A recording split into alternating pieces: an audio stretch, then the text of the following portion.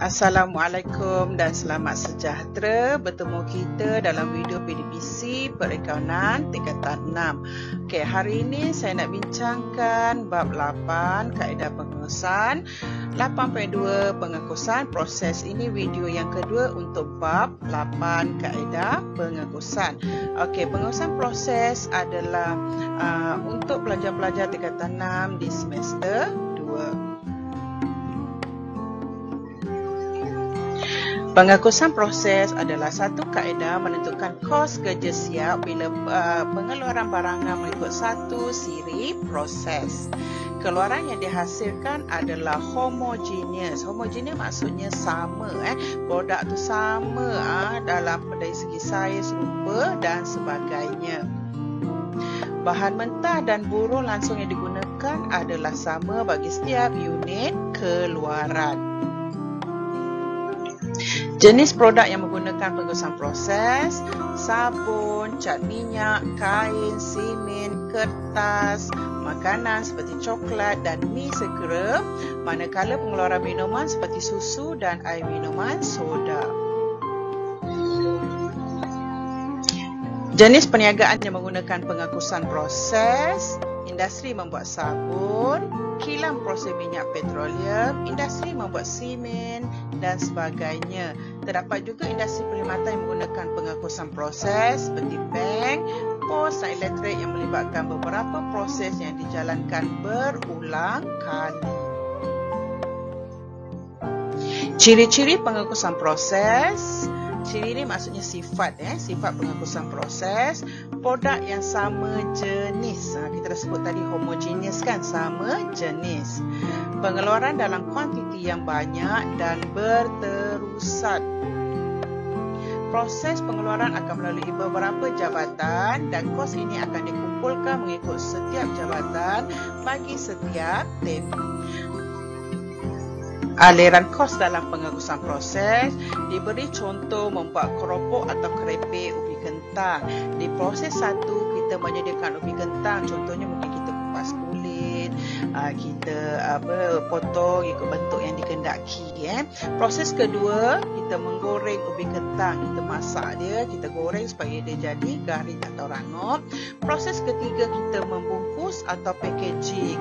Okey, akhirnya dia pergi kepada barang siap. Barang siap di sini adalah keropok ubi kentang. Okey, ini adalah aliran kos ataupun ledger untuk pengurusan proses. Dia mula dengan akaun inventory bahan mentah. Bahan mentah diperolehi daripada A, B, B atau akaun belum bayar atau piutang. Seterusnya, dia akan dihantar ke kerja dalam proses jabatan A dan juga kerja dalam proses jabatan B. Okey, akaun upah belum bayar melibatkan buruh. Okey, buruh ni dia pergi kepada kerja dalam proses jabatan A juga dan juga kerja dalam proses jabatan B. Overhead perkilangan pun sama, akan pergi kepada kerja dalam proses jabatan A, kerja dalam proses jabatan B. Okey, akaun kerja dalam proses jabatan A akan pergi ke kerja dalam proses jabatan B. Okey, dah selesai akaun kerja dalam proses jabatan B, dia akan pergi kepada inventory barang siap. Okey, seterusnya inventory barang siap ni akan pergi kepada kos barang dijual. Okey, kita lihat kepada catatan jurnal. Okey, yang pertama, bahan mentah dimasukkan ke dalam jabatan A. Kita akan debitkan kerja dalam proses jabatan A. Kita kredit inventory bahan mentah. Yang kedua, buruh langsung dimasukkan ke dalam jabatan A. Debit kerja dalam proses jabatan A, kredit upah belum bayar. Yang ketiga, overhead perkilangan di-charge kepada jabatan A. Debit kerja dalam proses jabatan A, kredit overhead kilang. Yang keempat, apabila unit siap jabatan A dimasukkan sebagai input bagi jabatan B. Maksudnya jabatan A dah selesai, dah siap nak pergi ke jabatan B. Debit kerja dalam proses jabatan B, kredit kerja dalam proses jabatan A. Yang kelima, merekod kos yang terlibat di jabatan B bagi proses yang kedua. Debit kerja dalam proses jabatan B, kredit inventory bahan mentah, kredit upah belum bayar, kredit overhead kilang. Yang keenam, merekod barang siap yang dipindahkan dari akaun kerja dalam proses jabatan B, debit inventory barang siap, kredit kerja dalam proses jabatan B. Okey, apabila barang siap dijual, maka catatan menggunakan sistem inventory berterusan. Kita dah belajar di penggal 1, ada sistem inventory berkala, ada sistem inventory berterusan. Okey, kalau sistem inventory berterusan, catatan dia debit kos barang dijual, kredit inventory barang siap, debit akaun belum terima, kredit jualan. Okey, persamaan antara sistem penghapusan proses dan sistem penghapusan kerja. Penghapusan kerja ni adalah penghapusan tempahan kerja. Okey, kedua-dua sistem menggunakan asas yang sama untuk mengagihkan kos bahan langsung, kos buruh langsung dan overhead kepada produk bagi tujuan pengiraan kos seunit produk. Jadi, asas yang sama. Yang kedua, sistem menyediakan akaun-akaun perkilangan yang sama seperti akaun inventory bahan mentah, akaun overhead perkilangan, akaun kerja dalam proses dan akaun inventory barang siap. Kedua-dua sistem melibatkan aliran kos-kos iaitu ledger yang sama dalam penyediaan akaun perkilangan. Kita dah tengok tadi kan. Okey, kita tengok pula perbezaan antara sistem penghapusan proses dan sistem penghapusan tempahan kerja. Okey, bila kita buat jadual, dia kena pair lah Okey, pair. Yang pertama, cerita mesti yang penghapusan proses mesti sama. Yang pertama, penghapusan tempahan kerja. Okey, untuk penghapusan proses yang pertama, sejenis keluaran dihasilkan secara berterusan dengan kuantiti yang besar untuk jangka masa yang panjang. Manakala penghapusan kerja atau tempahan kerja, pelbagai jenis keluaran dikeluarkan pada satu tempoh mengikut spesifikasi pelanggan. Dekat sini kita tak sebut nilai dia kecil ke apa sebab tempahan kerja ni tengok spesifikasi pelanggan. Dia kadang-kadang boleh besar, kadang-kadang boleh kecil, tengok situasi lah Okey. Seterusnya nombor 2, kos dikumpul mengikut jabatan. Manakala penghapusan tempahan kerja, kos dikumpul mengikut tempahan kerja. Okey, yang ketiga, penghapusan proses, laporan kos pengeluaran jabatan ialah dokumen sumber utama yang menunjukkan pengumpulan dan pengagihan semula kos oleh setiap jabatan. Okey, yang ketiga, untuk penghapusan kerja atau tempahan kerja, lembaran kos kerja ialah dokumen penting yang menunjukkan pengumpulan kos mengikut kerja. Yang keempat, penghapusan proses, kos seunit produk dikira mengikut jabatan dalam laporan kos pengeluaran jabatan. Yang keempat, kos seunit produk dikira mengikut kerja dalam lembaran kos kerja. Okey, bila sebut penghapusan proses, kita akan ingat dia akan berkait dengan unit setara. Okey, unit setara ialah bilangan unit separa atau separuh siap darab dengan peratus siap. Berdasarkan formula atas, unit setara masukkan dengan ukuran unit-unit output mengikut peratusan siap bagi bahan, buruh dan overhead yang telah dilibatkan dalam output. Okey, dekat soalan ada semasa soalan akan sebut bahan, buruh dan overhead. Ada masa soalan akan sebut bahan dan kos penukaran atau pertukaran. Bila sebut kos penukaran atau pertukaran, kamu kena tahu dia daripada buruh dan overhead. Atau dalam bahasa lain, kos penukaran dalam dia ada dua komponen iaitu buruh dan overhead. Kamu kena tahu Unit bulan siap akan ditukar kepada unit setara barang siap. Konsep unit setara ini merupakan asas kepada pengekusan proses. Macam saya sebut tadi, bila sebut unit setara, dia adalah pengekusan proses. Misalnya 500 unit inventory kerja dalam proses dianggarkan 40% siap. Ini dikatakan sebagai 200 unit setara barang siap. Macam mana dapat unit setara barang siap? 40% darab dengan 500, kita akan dapat 200 unit barang siap. Tujuan unit kerja dalam proses dinyatakan dalam bentuk unit setara barang siap supaya kos unit barang siap bagi suatu pusat memproses dapat dikira. Kaedah purata, kaedah kos purata. Di bawah kaedah ini, kos yang berkaitan dengan inventory kerja dalam proses awal tidak diasingkan dan kerja yang dijalankan dalam tempoh yang baru iaitu kos kerja dalam proses awal akan bercampur dengan kos yang baru ditambah dalam tempoh semasa. Manakala unit setara bagi suatu tempoh dihitung dengan unit barang siap dicampurkan dengan inventory akhir kerja dalam proses. Okey, kita tengok dekat rajah kos kerja dalam proses awal tambah dengan kos ditambah dalam tempoh semasa sama dengan jumlah kos. Jumlah kos dipecahkan kepada kos unit siap dan dipindah keluar, dan juga kos unit-unit dalam kerja dalam proses akhir. Okey, inventory awal 200 unit 30% siap, 5,000 unit dimulakan dalam tempoh ini. Okey, inventory akhir KDP atau kerja dalam proses 4,600 unit yang dimulakan dan siap dalam tempoh ini, 400 unit 25% siap. Okey, untuk 30% siap tadi dengan 4,600 unit, 4,800 unit siap dan dipindahkan ke proses seterusnya. Okey, jadi unit siap dan dipindahkan 4,800, kerja dan proses akhir 100, jadi dia unit setara pengeluaran adalah 4,900. Ini diterangkan dalam bentuk rajah lah. Okey, kos pindah masuk. Dalam firma yang punya banyak jabatan memproses, unit-unit siap daripada jabatan pertama akan dipindahkan ke jabatan kedua dan jabatan-jabatan seterusnya. Kos unit yang dipindah keluar daripada jabatan memproses yang sebelumnya dan di-charge ke jabatan proses berikutnya dipanggil kos pindah masuk. Jadi maksudnya kalau proses 1 dia akan bawa masuk ke proses 2, jadi kita panggil dia kos pindah masuk. Okey, contoh 1, kita lihat soalan teori. Sebagai pelajar perakaunan, kamu tak boleh elak lah, memang ada soalan teori. Okey, perihalkan 3 ciri serta perkosaan proses dan nyatakan 3 contoh produk.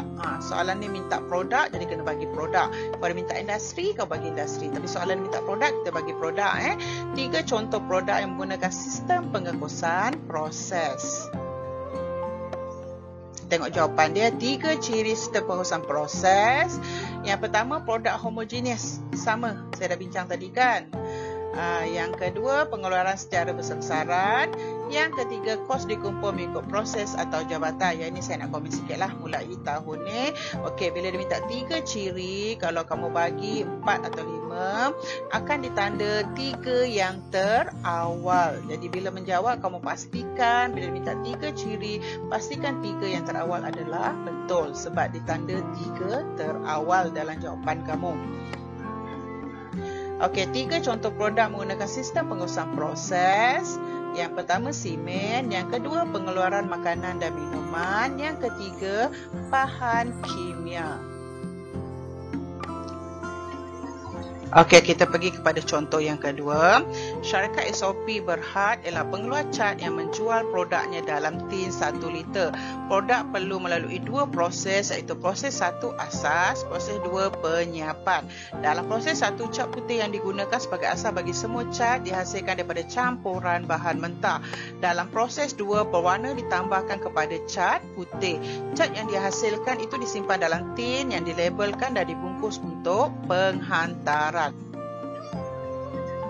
Maklumat tentang operasi syarikat bagi bulan April 2019 adalah seperti berikut. Yang pertama, bahan mentah yang digunakan semasa pengeluaran proses 1 851,851,000, proses 2 adalah 629,000. Kos buruh langsung dilibatkan proses 1 330,000, proses 2 270,000. Kos overhead pengeluaran dikenakan proses 1 665,000, proses 2 405,000. Cat putih dipindah dari proses 1 ke proses 2 dengan RM1,850,000. Cat yang telah sedia untuk penghantaran dan dipindahkan dari proses 2 ke barang siap dengan RM3,200,000. Maklumat tambahan tentang proses 1 bagi bulan April 2019 adalah seperti berikut. Kerja dalam proses awal 1 April, bahan 100% siap, buruh 60% siap, overhead 60% siap, jadi 30,000 liter. Unit dimulakan sepanjang bulan April 420,000. Unit siap disiap dan dipindah ke proses 2 370,000. Kerja dalam proses akhir 30 April, bahan 50% siap, buruh 25% siap dan overhead 25% siap, 80,000 liter. Kerja dalam proses awal 1 April, bahan 92,000 ringgit, Buruh RM21,000, overhead RM37,000. Kos ditambah sepanjang April, bahan RM851,000, buruh RM330,000, overhead RM665,000. Okey, soalan dia, dikendaki sediakan catatan jurnal untuk merekodkan perkara 1, 2 dan 3. Yang kedua, hitung kos unit setara bagi proses 1. Yang ketiga, hitung nilai unit yang dipindahkan ke proses 2. Yang keempat, hitung nilai kerja dalam proses akhir bagi proses 1. Okey, jawapan 1 kita rekod dalam jurnal am. Okey, yang pertama, kerja dalam proses 1, jalan kerja dia RM851,000 tambah RM330,000 tambah RM665,000 dapat RM1,846,000. Okey, kerja dalam proses ni masih semua sebelah debit kerja dalam proses 2, jalan kerja dia RM629,000 tambah RM270,000 tambah RM405,000 dapat RM1,304,000. Okey, yang kredit bahan mentah jalan kerja RM851,000 tambah RM629,000 dapat RM1,480,000. Gaji dan upah belum bayar, jalan kerja RM330,000 tambah RM270,000 dapat RM600,000. Overhead pengeluaran jalan kerja dia RM665,000 tambah RM405,000 dapat RM1,070,000. Okey, keterangan dia merekod kerja dalam proses bagi proses 1 dan proses 2. Okey, kertas 2 ni tak seperti kertas 1 lah dia tak ada penolakan markah kalau tak ada keterangan. Macam kertas 1 dia ada penolakan markah, kertas 2 tak ada, tapi saya buat jugalah supaya kamu biasakan sebab kertas 1 penting. Jadi kita buatlah benda yang biasalah. Okey, yang kedua, kerja dalam proses 2 RM1,850,000. Yang kredit dia adalah kerja dalam proses 1 RM1,850,000. Keterangan dia memindahkan proses 1 ke proses 2 samalah macam tadi saya kata dia tak ada penolakan markah lah untuk tak ada keterangan, tapi sebab kita pentingkan di kertas 1, jadi saya buat jugalah supaya kamu tak termiss bila buat kertas 1 ataupun di ulangan 1. Yang ketiga, barang siap RM3,200,000 debit. Kredit ni kerja dalam proses 2 RM3,200,000. Keterangan dia memindahkan proses 2 ke barang siap. Kos unit setara bagi proses 1, butir input input maksudnya kerja awal di peringkat awal lah. Kerja dalam proses awal 1 April, kuantiti fizikal RM30,000. Unit dimulakan untuk pengeluaran RM420,000. Jadi jumlah dia RM450,000. Unit setara ni pecah kepada ni lah, bahan, buruh dan overhead. Okey, output unit dipindahkan ke proses 2. Kuantiti fizikal RM370,000, bahan RM370,000, buruh RM370,000, overhead RM370,000. Semua sama.